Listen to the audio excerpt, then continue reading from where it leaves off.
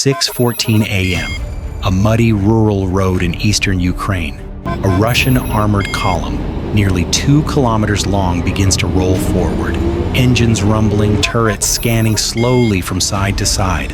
The sky is empty, no fighter jets, no attack helicopters, no reconnaissance drones overhead. Then it happens. A sharp explosion rips through the formation. A command vehicle erupts in flames, followed seconds later by an ammunition carrier. On a shaky FPV feed, the target fills the frame. In modern warfare, when no one guards the sky, who truly becomes the hunter and who is already prey? The road where this column advances cuts through eastern Ukraine, a region shaped by wide fields, sparse tree lines, and a handful of paved supply routes that funnel movement like a choke point. Since 2022, control of these corridors has defined momentum on the ground. Mechanized forces, tanks, infantry fighting vehicles, fuel, and ammunition trucks remain the backbone of territorial advances. But the battlefield they now traverse is fundamentally different from the one their doctrine was written for. Russian ground doctrine historically assumes layered protection reconnaissance assets to see first air power to strike second and armored maneuver to finish the job. In practice, that sequence has repeatedly broken down. Attrition of rotary wing assets, the growing threat from portable air defenses, and persistent Ukrainian air denial have constrained low-altitude flight. Fixed wing support, while present, often operates at standoff ranges. The result is a dangerous gap, armored columns moving with limited or delayed air cover. On paper, the vehicles in this column represent formidable strength. Modernized tanks with reactive armor, infantry carriers with autocannon, short-range air defense vehicles embedded in the formation. Yet armor is only as effective as the information feeding it. Without persistent eyes in the sky, commanders must rely on intermittent reports, delayed UAV feeds, or assumptions based on yesterday's battlefield picture. In a fight measured in seconds, yesterday is an eternity. For Ukrainian forces, this imbalance has become an opportunity. Lacking numerical parity and heavy armor, they have invested in sensors, drones, and precision fires, tools that compress the kill chain, detect, decide, strike. When an armored column moves without air cover, it does more than expose metal. It exposes intent, timing, and routes. Every kilometer traveled becomes a data point. Every radio transmission becomes a clue. This is why the empty sky matters. Not because aircraft are absent, but because their absence reshapes behavior on the ground. Crews button up slow-down cluster for perceived safety, and in doing so, they unknowingly present what modern defenders seek: most predictable movement in a transparent battle space. The stage is set not for a head-on clash of tanks, but for a quiet hunt conducted from above and beyond the horizon. Long before the first explosion, the engagement had already begun quietly. From a concealed position several kilometers away, Ukrainian operators piece together a live picture of the road network ahead. There is no single silver bullet sensor. Instead, intelligence arrives in fragments: a fleeting satellite pass showing fresh track marks, a low-flying quadcopter spotting dust plumes at dawn, a brief radio transmission caught by a passive receiver and logged for later correlation. Each fragment alone is incomplete. Together they reveal intent. The key advantage lies in persistence. Commercial satellite imagery, updated daily, sometimes more often, confirms which routes are active and which are abandoned. Small reconnaissance drones launched from tree lines and abandoned farmyards fly low and slow, trading range for stealth. They are not there to attack. Their job is to watch, mark, and disappear.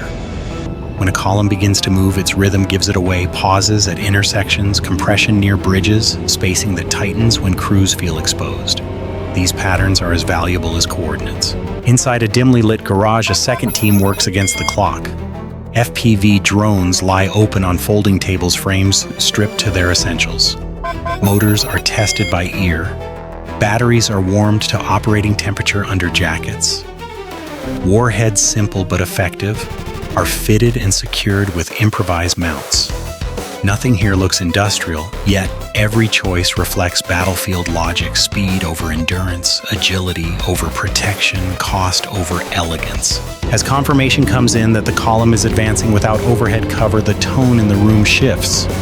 This is the window they wait for. Not because the enemy is careless, but because the system they rely on has limits. Without continuous eyes above the formation, the ground becomes transparent to those who know how to look.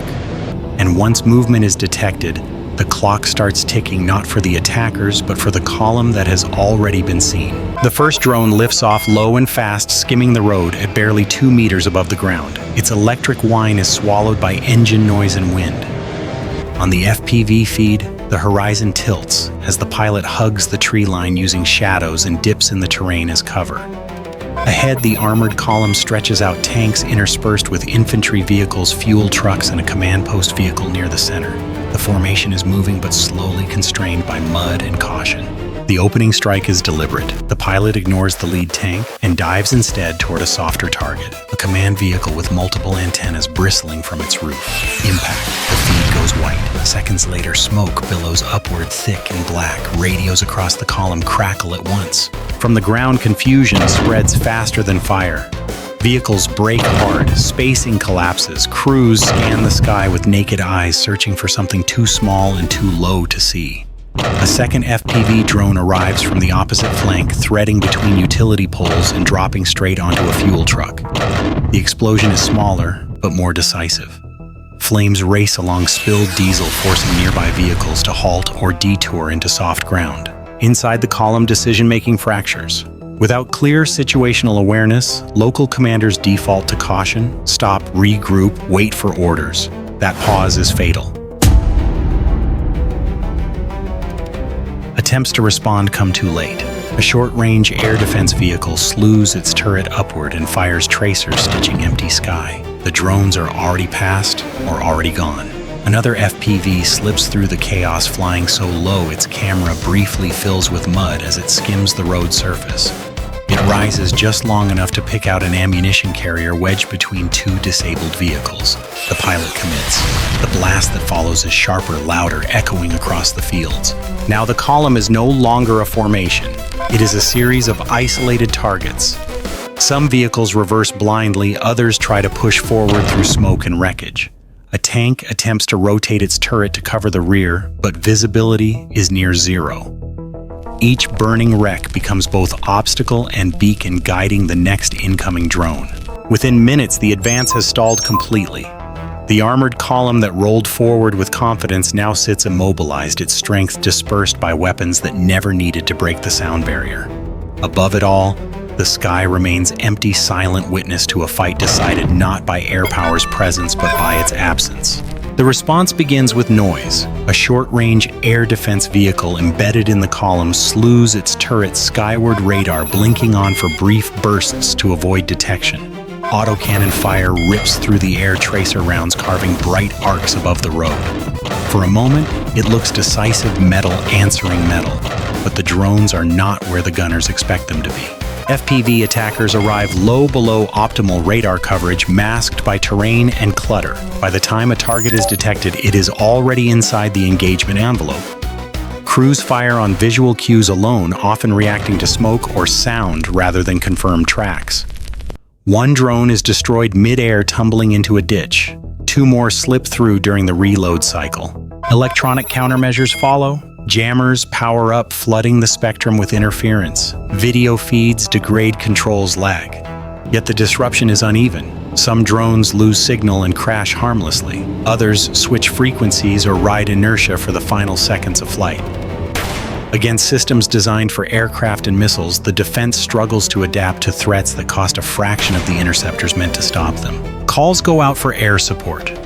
Attack helicopters would be ideal, mobile, flexible, capable of hunting small aerial targets. But they are minutes away at best, constrained by their own risk calculus. Fixed-wing aircraft cannot descend safely into the engagement zone. The window is closing faster than help can arrive. What emerges is a hard lesson in scale and timing. Point defenses can protect a single asset briefly. They cannot shield a long, compressed column stretched along kilometers of exposed road. Every stop to defend creates another static target. Every delay multiplies vulnerability. As smoke drifts across the fields, the firing slows. Ammunition is conserved. Crews hunker down. The defensive response has not failed completely, but it has failed where it matters most, restoring momentum. The column remains pinned not by overwhelming firepower, but by a persistent threat that refuses to present itself on conventional terms. What unfolded on that road was not a failure of armor nor a collapse of discipline. It was a mismatch between systems built for different eras of warfare. Armored columns are designed to survive horizontal threats, shells, rockets, fragments striking from the front or sides. FPV drones exploit a different geometry entirely. They attack vertically, aiming for engine decks, hatches, and turret roofs where armor is thinnest and thermal signatures are strongest. The drones themselves are deceptively simple. Small electric motors produce minimal acoustic warning until the final seconds. Analog video links, while low in resolution, offer latency measured in milliseconds, fast enough for precision steering at close range. Their flight profiles are irregular, sudden climbs, dives, and lateral shifts that confuse automated tracking systems tuned for predictable aircraft trajectories. Against such targets, reaction time matters more than raw firepower. Cost asymmetry magnifies every mistake. An interceptor round fired at a small drone may cost more than the drone itself by an order of magnitude. A short-range air defense system can protect a point target effectively, but extending that protection along kilometers of road is impractical. Armor air defense, electronic warfare, and air support must work as an integrated whole. Remove one element, persistent air cover or overhead reconnaissance, and the balance shifts rapidly. Perhaps the most important technical lesson lies in tempo. FPV attacks compress the decision cycle. Detection, identification, engagement, and damage occur in seconds, leaving little room for hierarchical command. Units trained to fight within rigid structures struggle when confronted with threats that reward decentralization and rapid adaptation. This is not a story about drones replacing tanks. It is about systems interacting and about how small network tools can expose the seams between larger, more expensive ones. On a battlefield, where visibility is constant and movement is data protection, begins not with thicker armor but with awareness from above. The immediate result of the ambush is visible on the ground: burned out vehicles, blocked roads, and a stalled advance that will not resume that day. But the deeper impact unfolds more slowly, far from the smoke and wreckage. A single immobilized column forces rerouting, delays resupply, and consumes recovery assets that were never meant to operate under fire. Fuel and ammunition that should have reached the front line remain stranded kilometers away. Momentum so critical in mechanized warfare evaporates. For Russian planners, incidents like this impose a strategic tax. Columns must disperse, move at night, or wait for layered protection before advancing. Each adjustment reduces speed and increases logistical complexity. Armor becomes cautious, then hesitant. Operations that once relied on mass and tempo begin to fragment into smaller, slower movements that are easier to monitor and strike. For Ukraine, the lesson cuts the other way. Precision does not require air superiority in the traditional sense. By denying the enemy safe use of airspace through layered air defenses and constant drone pressure, they create windows where ground forces operate blind. In those windows, relatively small teams can achieve outsized effects. Beyond this conflict, militaries around the world are paying attention.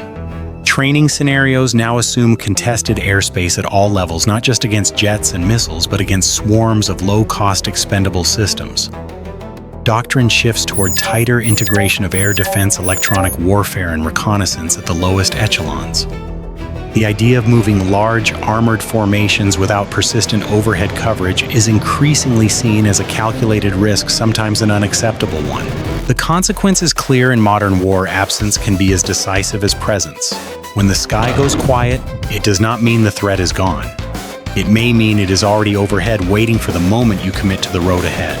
What happened to that armored column was not an anomaly, nor a one-off tactical blunder. It was a glimpse into a battlefield where power is no longer measured only by steel tonnage or firepower, but by awareness, timing, and the ability to see first. The vehicles on that road were not obsolete. The crews were not untrained. What failed was the assumption that armor can still move decisively without continuous control of the air above it. In earlier wars, air cover meant jets and helicopters, loud visible symbols of dominance. Today it can mean something far quieter, a handful of operators, inexpensive drones, and a network that never sleeps. When those elements align, they turn mass into vulnerability. Silence in the sky becomes a warning, not a comfort. The lesson reaches far beyond this conflict. Any military planning for high-intensity warfare must now assume that every movement is observed, every pause analyzed, and every weakness exploited, often by systems that cost less than a single artillery shell. Protection is no longer just about armor thickness or interceptor range. It is about integration air defense that talks to ground units, electronic warfare that does not blind its own forces, and commanders empowered to react in seconds, not minutes. In modern war, the question is no longer whether armored forces still matter. They do. The question is whether they can adapt fast enough to a battle space where the smallest tools can have the largest effects. On that road in eastern Ukraine, the answer came quickly, and it came from above. Bye for now.